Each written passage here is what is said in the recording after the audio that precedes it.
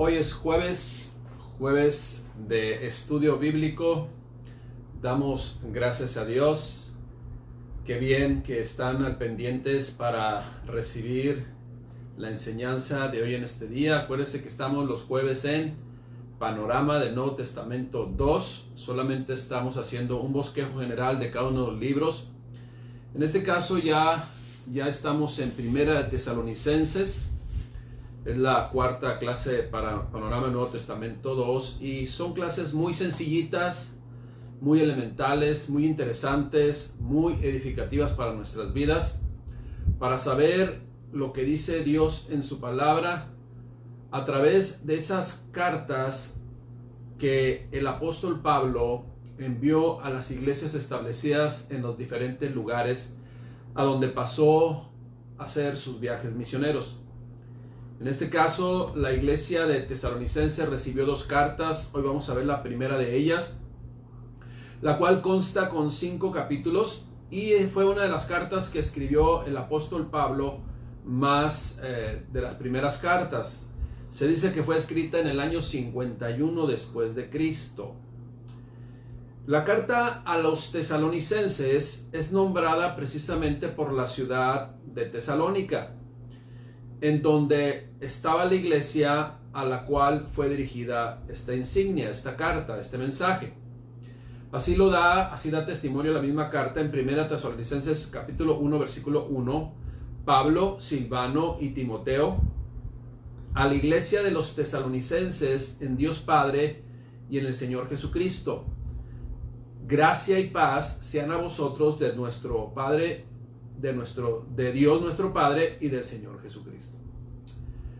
Algo que caracteriza a esta primera carta a los tesalonicenses es el tema de la segunda venida de Cristo, del regreso del Señor por su iglesia. Eso es lo que caracteriza a esta carta. Esto se puede confirmar si usted y yo ponemos atención en el hecho de que cada capítulo termina con una referencia a este acontecimiento. Sin embargo, Pablo trata esa verdad más en un uso práctico que en el doctrinal. En otras palabras, el apóstol Pablo, a través de esta carta, procura hacer una aplicación directamente a la actitud, conducta y vida del creyente. ¿Por qué?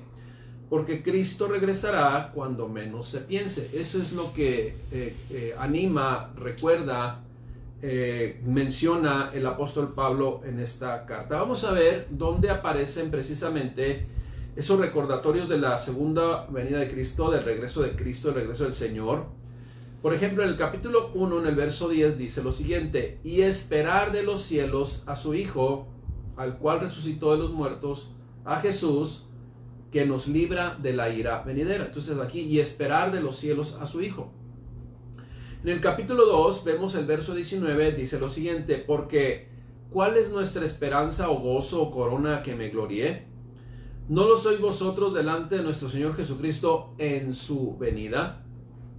En el capítulo 3, en el verso 12, dice: y el Señor os haga crecer y abundar en amor unos para con otros y para con todos, como también lo hacemos nosotros para con vosotros, para que seáis afirmados vuestros corazones irreprensibles en santidad delante de Dios nuestro Padre en la venida de nuestro Señor Jesucristo con todos sus santos. En el capítulo 4, verso 16, dice lo siguiente: porque el Señor mismo, con voz de mando, con voz de arcángel y con trompeta de Dios, descenderá del cielo, y los muertos en Cristo resucitarán primero. Luego nosotros, los que vivimos, los que hayamos quedado, seremos arrebatados juntamente con ellos en las nubes para recibir al Señor en el aire.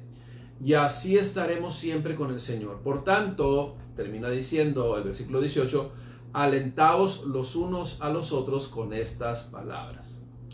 Y el capítulo 5, el verso 23 dice lo siguiente: y el mismo Dios de paz os santifique por completo, y todo vuestro ser, espíritu, alma y cuerpo, sea guardado irreprensible para la venida de nuestro Señor Jesucristo. Sea guardado irreprensible para la venida de nuestro Señor Jesucristo. Y si queremos mencionar, pues también ahí menciona las tres partes de las cuales nosotros estamos formados: espíritu, alma y cuerpo. Igual que Dios, tripartitas. La actividad de Pablo en la ciudad de Tesalónica se resume en dos acciones fundamentales, dos actos, dos prácticas fundamentales que Pablo hizo en Tesalónica. Número uno, trabajó con sus manos para proveerse alimentación. Eso usted lo puede leer en 1 Tesalonicenses 2:9 y en el capítulo 3, versículo 8. Él trabajaba para sostenerse. Ahora, si alguien le ayudaba, lo recibía con agrado. Siempre va a haber alguien agradecido, ¿no? Siempre. El número 2, también la otra prácticamente, acción fundamental del apóstol Pablo es que predicó el evangelio.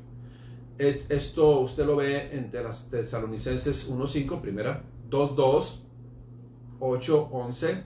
Cuando digo 2:2, 8:11 es capítulo 2, versículo 2, versículo 8, versículo 11 del capítulo 2 y capítulo 4, 1 y 2. Esta carta fue escrita a una iglesia que realizaba grandes esfuerzos. El contexto, siempre el contexto va a ser difícil, pero al mismo tiempo era una carta enérgica que hacía solo unos meses que había comenzado esta iglesia y que estaba compuesta por cristianos que acababan de venir a Cristo gracias al ministerio del apóstol, quien les enseñó por espacio de 4 a 6 meses estuvo con ellos. Esta carta o epístola nos revela y muestra no tan solo los sentimientos del apóstol hacia estos recién convertidos, sino también las luchas y pruebas que existían e iban a existir y seguirán existiendo por todos los tiempos. Ahora, desde el punto de vista, por llamarle así, religioso, la iglesia de Tesalónica surgió en un contexto de idolatría tradicional. Siempre un aspecto de todas las generaciones también es la idolatría, es entregar la voluntad a algo.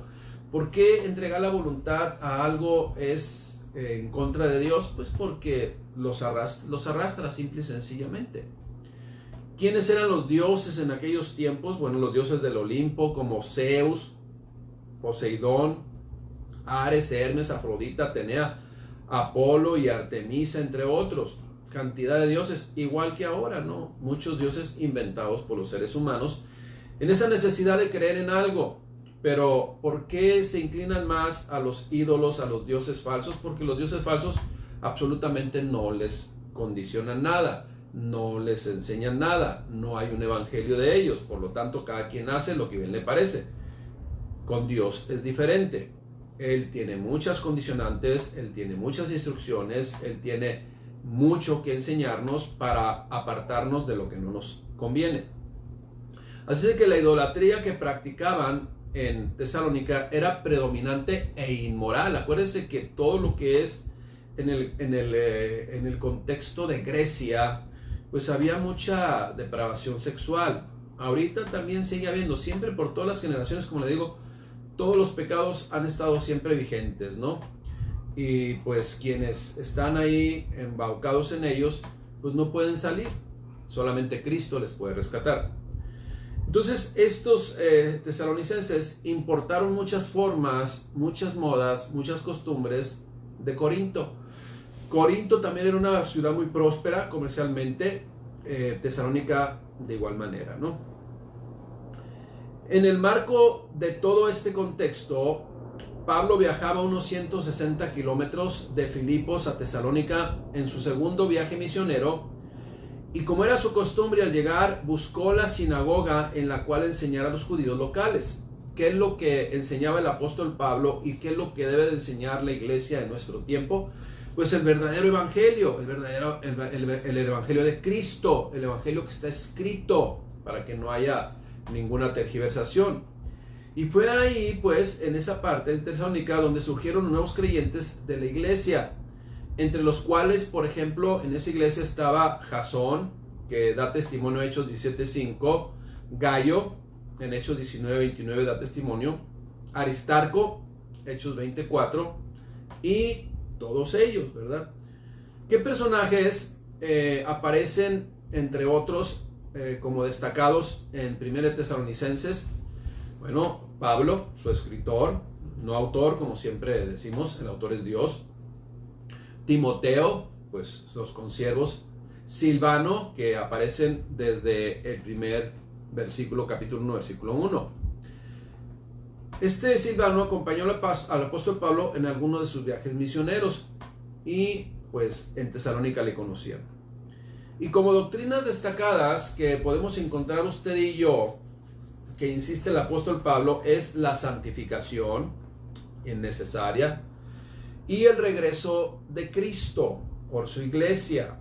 Eso es lo que vimos ya en cada capítulo, hace mención el apóstol Pablo. Realicemos nuestro acostumbrado bosquejo para la primera carta a los tesalonicenses. Acuérdense que hay mucha más información, pero estamos haciendo un bosquejo, unos comentarios generales para que usted pueda ubicar en dónde aparece aquello que de repente ha escuchado, ¿no? El capítulo 1 solamente tiene 5 capítulos. Los puede leer usted así muy detenidamente. En unos 15 minutos lo lee todo. En una mañanita, ¿verdad? Usted se puede sentar ahí en su cama, orar a Dios y leer 1 Tesalonicenses. Capítulo 1, versículo 1. Pablo, Silvano y Timoteo, a la iglesia de las Tesalonicenses en Dios Padre y en el Señor Jesucristo. Gracia y paz sean a vosotros, de Dios nuestro Padre y del Señor Jesucristo. Menciona en el capítulo 1 el ejemplo de fe de los tesalonicenses, que debe ser de grande bendición y de edificación para nuestras vidas. Acuérdense el contexto en el cual vivían. O sea, lo que nos está diciendo verdaderamente es que sí se puede. Nada más que necesitamos ser radicales.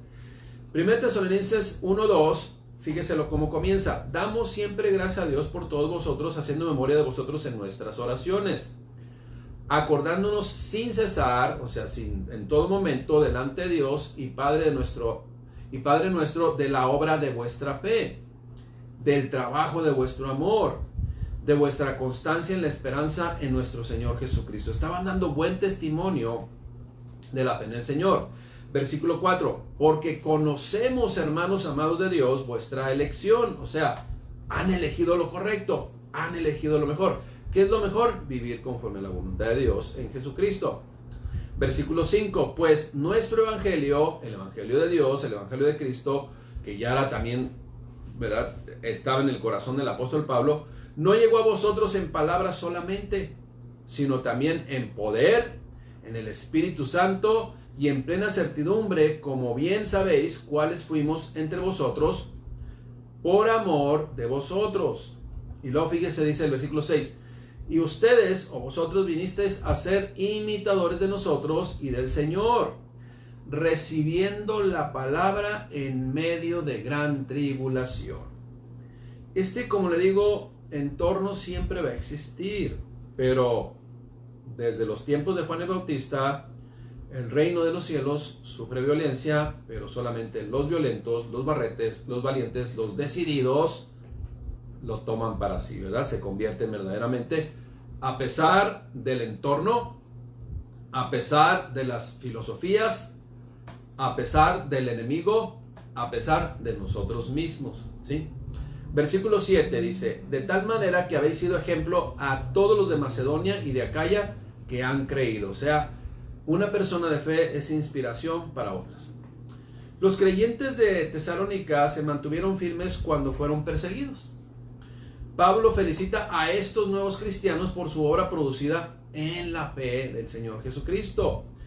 Estas características son marca de cristianos efectivos en cualquier época. Acuérdense, en cualquier época va a haber filosofías, va a haber tradiciones, va a haber costumbres. Y el obedecer a Dios, a pesar de todo eso, del contexto, pues son la marca, el sello de Dios en los cristianos efectivos en cualquier época. El evangelio llegó a Tesalónica con poder, y espero que también en nosotros llegue con poder. Y tuvo un efecto poderoso en los tesalonicenses. Mire, donde quiera que la Biblia es oída y obedecida, las vidas son cambiadas. Es importante esto, porque la palabra de Dios envió su palabra con un propósito, y ese propósito se va a lograr. ¿Y cuál es? cambiar las vidas. Acuérdese y nunca olvidemos, el cristianismo, más que una colección de hechos, más que una colección de experiencias interesantes, es el poder de Dios a todo aquel que en Él cree.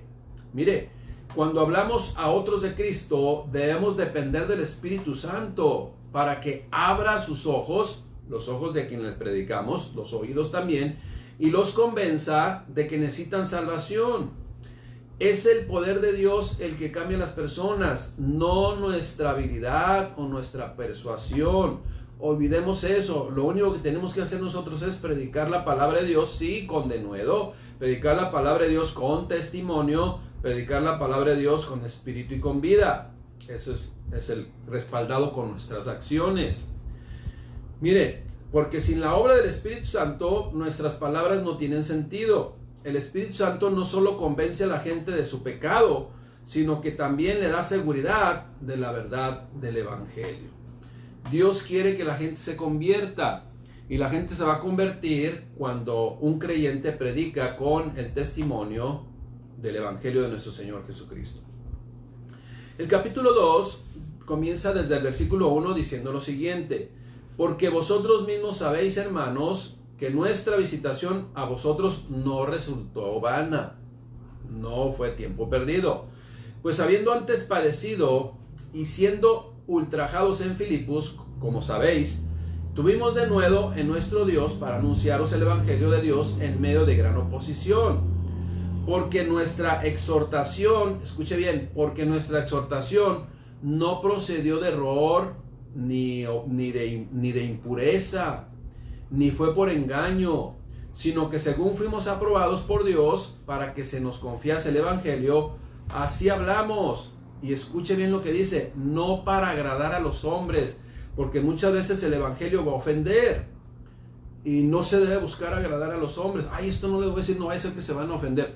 No, pues es la palabra de Dios, porque muchas veces necesitamos escuchar, o sea, necesariamente necesitamos escuchar el Evangelio sin tergiversaciones, sin ediciones, siempre dándole el sentido correcto.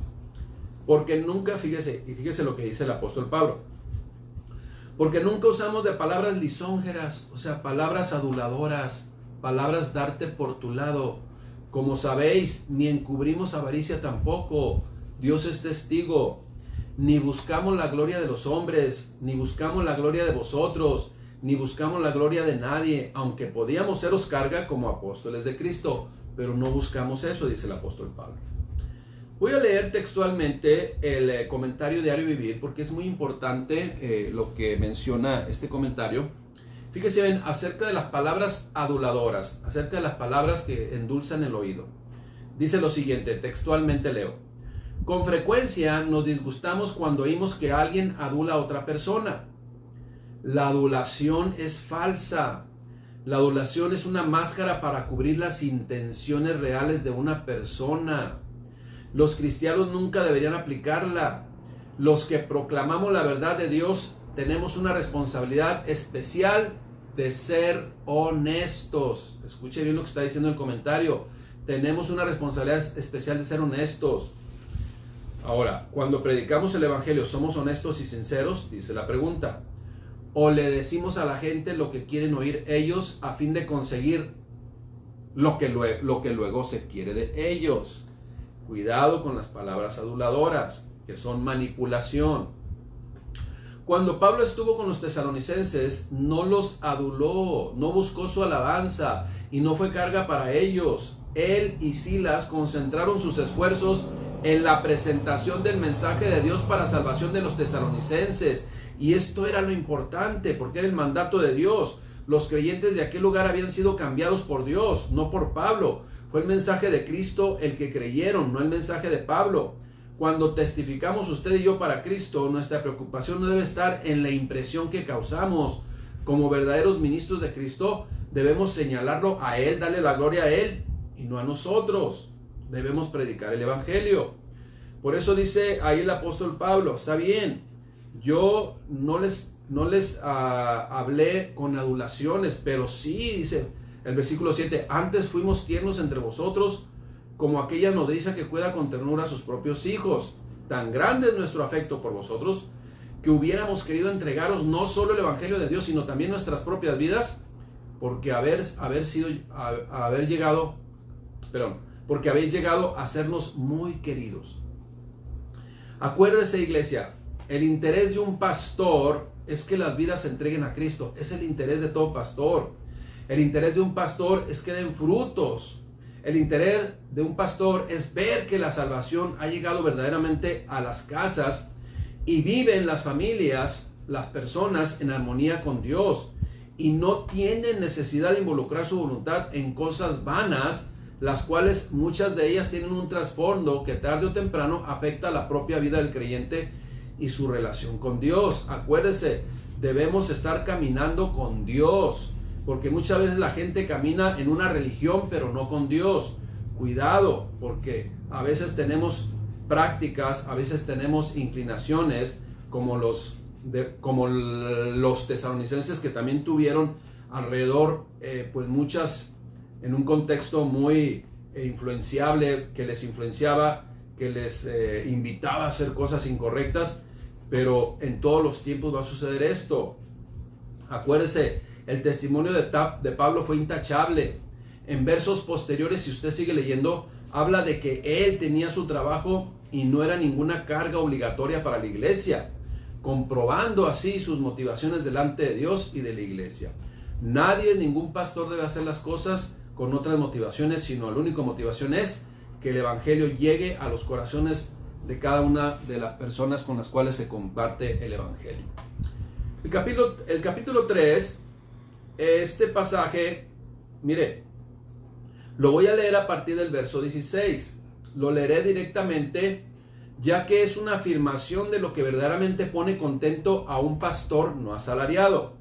En la parte ya final del capítulo 2 sigue hablando del mismo contexto de la santidad, de cuidar nuestras vidas. Y acuérdese, prácticamente en la última parte, pues termina con la segunda venida de Cristo, o recordando el regreso de Cristo.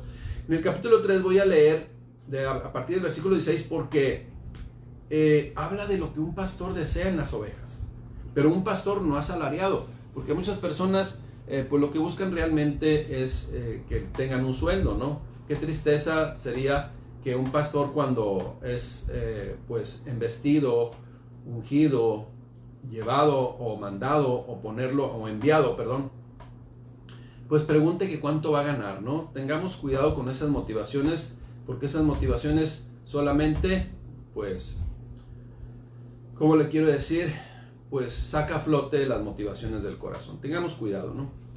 Tesalonicenses 3:6. Fíjese bien, lo que desea un pastor de una oveja. Pero cuando Timoteo volvió de vosotros a nosotros, cuando Timoteo volvió de ustedes a nosotros y nos dio buenas noticias de vuestra fe y amor, y que siempre nos recordáis con cariño, deseando vernos, como también nosotros a vosotros. Por ello, hermanos, en medio de toda nuestra necesidad y aflicción, fuimos consolados de vosotros por medio de vuestra fe. O sea, ustedes nos consuelan simple y sencillamente demostrando que obedecen a Dios, que creen en Dios y que viven conforme a la voluntad de Dios. Versículo 8. Porque ahora vivimos si vosotros estáis firmes en el Señor. Por lo cual, ¿qué acción de gracias podremos dar a Dios por vosotros, por todo el gozo con que nos gozamos a causa de vosotros delante de nuestro Dios?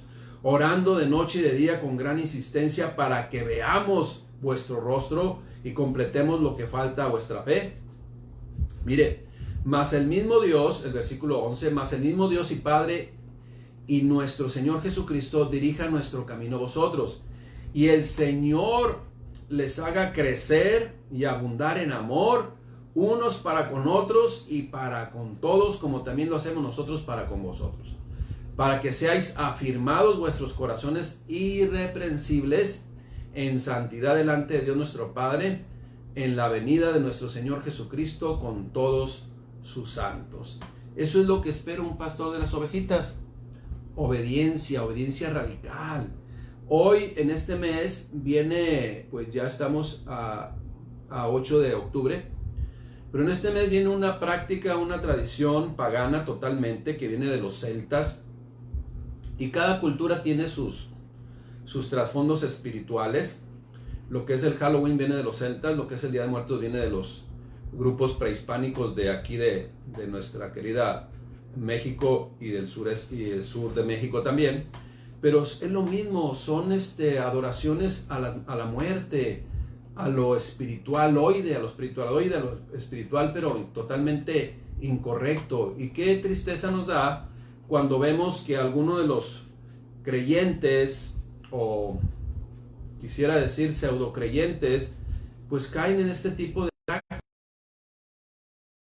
Ahora yo pregunto, iglesia, quiero preguntar a manera de exhortación para tener conciencia: ¿habrá cristianos que celebren Halloween? ¿Habrá cristianos que aprovechen estas fiestas, no sé, quizás para hacer prácticas incorrectas? Acuérdense que todo es comercio, y qué triste que de repente algunas personas que tengan comercios que son cristianos supuestamente, pues den o propaguen este tipo de filosofías. Cuidado, porque no hay cristianos que celebran Halloween, no hay cristianos que son borrachos, no hay cristianos que practican el pecado, no hay cristianos que pues tienen cosas que no son agradables a Dios.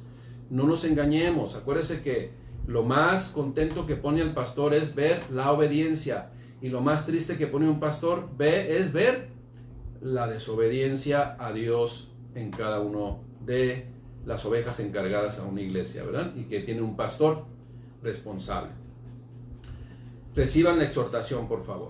Capítulo 4. El capítulo 4 nos menciona claramente cómo debe de conducirse alguien que desea agradar a Dios. Insiste con ello. Acuérdense que una de las doctrinas que exalta y que repite Tesalonicenses, 1 Tesalonicenses, es la santidad. Acuérdese, y vienen palabras y frases como las siguientes, reiteran una y otra vez: la voluntad de Dios es que se aparten de toda fornicación. Cada uno tenga su propia esposa en santidad y honor, pues Dios no nos ha llamado a inmundicia, sino a santidad. La palabra de Dios en 1 Tesalonicenses también nos exhorta a ser honestos, transparentes, sin doblez. Entre hermanos no debe haber engaños, ni ser ventajosos o aprovecharse de la necesidad del hermano.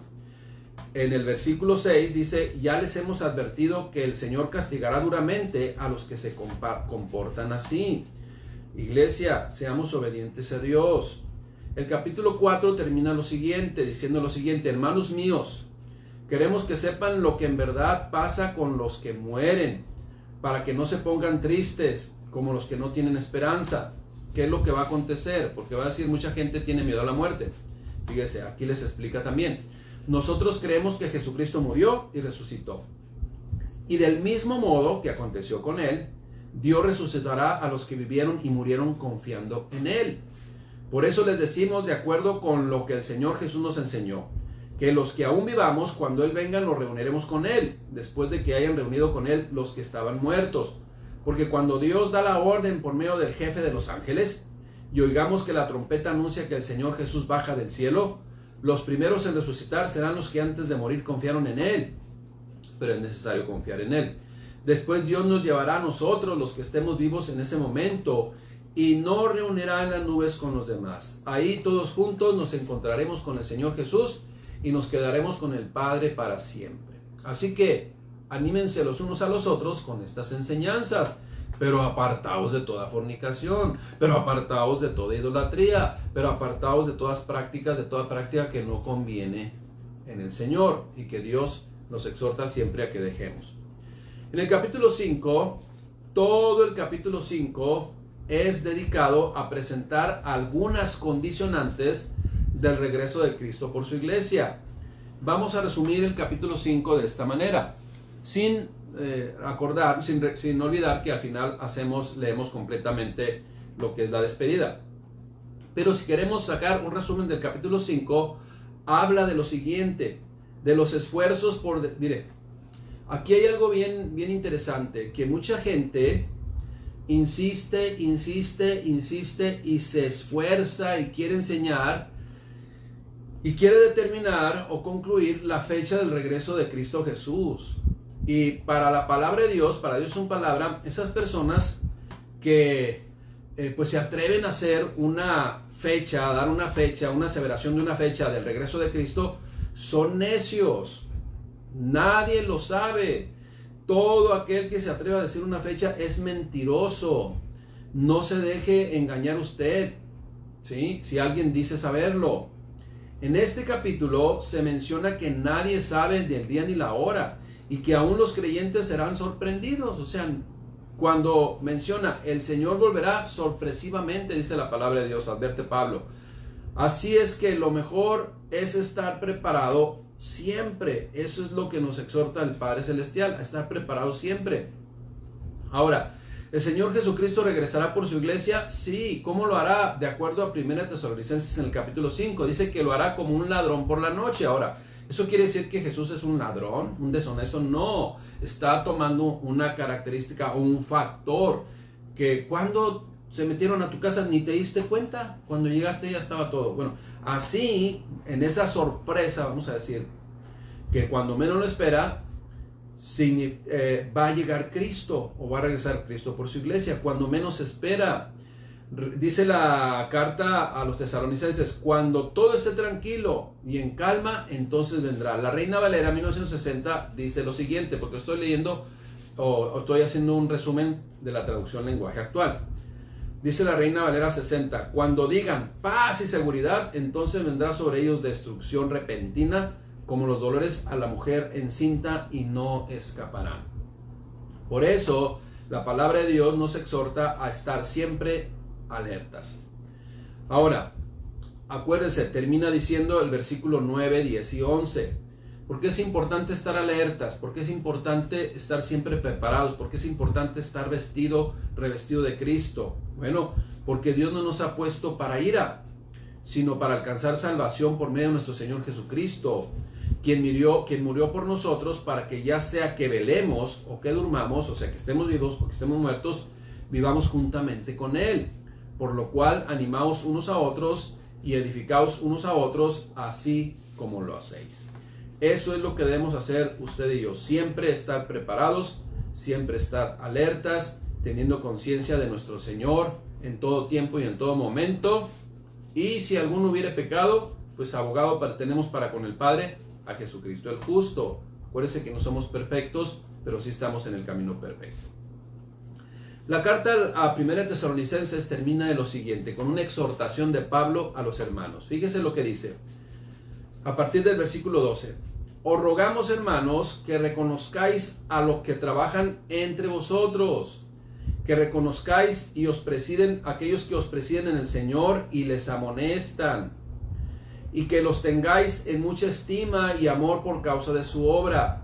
Tener paz entre vosotros. Otra exhortación. También os rogamos, hermanos, que amonestéis a los ociosos, a los que no están haciendo nada, porque pues la ociosidad lleva a pensar cosas incorrectas y a hacer cosas incorrectas. También os rogamos, hermanos, que amonestéis a los ociosos, que alentéis a los de poco ánimo, que sostengáis a los débiles, que seáis pacientes con todos. Mirad que ninguno pague a otro mal por mal, antes seguid siempre lo bueno unos para con otros y para con todos. Versículo 16, estad siempre gozosos, orad sin cesar, dar gracias a Dios en todo, porque esta es la voluntad de Dios para con vosotros en Cristo Jesús. Y luego dice el versículo 19, no apaguéis al Espíritu. ¿Cómo se apaga el Espíritu? Pues alejándonos de Dios. Una tras otra, tras otra, tras otra. Dudo que sea cristiano, pero si es cristiano, una tras otra, tras otra, tras otra. Cuando menos piense, ya va a estar alejado, apostatando de Dios, separándose del camino. No menospreciéis las profecías. ¿Qué quiere decir no menospreciéis las profecías? No menospreciéis la palabra de Dios, no los que andan ahí haciendo sus payasadas, acuérdense, ¿eh? No menosprecies la palabra de Dios, lo que Dios dice en su palabra. Examínalo todo, retén lo bueno. Acuérdense que va a haber buenos ejemplos, malos ejemplos. Bueno, examínalo todo. Ya te diste cuenta que es un mal ejemplo, aléjalo de ti. Es un buen ejemplo, reténlo en ti. Absteneos de toda especie de mal, y el mismo Dios de paz os santifique por completo. Ustedes que son trinitarios, que somos trinitarios, los hijos de Dios, y todo vuestro ser, espíritu, alma y cuerpo, sea guardado irreprensiblemente para la venida de nuestro Señor Jesucristo. Y luego dice, fiel es el que os llama, el cual también lo hará. Él es siempre fiel. Y vienen las salutaciones finales. Hermanos, orad por nosotros. Hermanos, saludad a todos los hermanos con beso santo, con ósculo santo. Os conjuro por el Señor que esta carta se lea a todos los santos hermanos. La gracia de nuestro Señor Jesucristo sea con todos vosotros. Amén. Iglesia, el apóstol Pablo en esta carta exhortó una y otra vez. A veces con palabras fuertes, a veces sí llamando la atención, pero a veces también animando. La palabra exhortar no significa únicamente regañar, reprender, reprochar acerca de algo o llamar la atención a alguien. No solamente eso, aunque es eso, pero no solamente eso. Sino también la palabra exhortar significa llamar de cerca con el fin de estimularlo a corregir algo. Primera Tesalonicenses es una de las primeras cartas escritas por el apóstol Pablo a una iglesia establecida en su segundo viaje misionero. Acuérdense que se escribió en el año 51 aproximadamente después de Cristo. Primera Tesalonicenses anima a la iglesia a permanecer dando buen testimonio, a caminar hacia la santidad, estando siempre preparados, no olvidando que Cristo vendrá por segunda vez.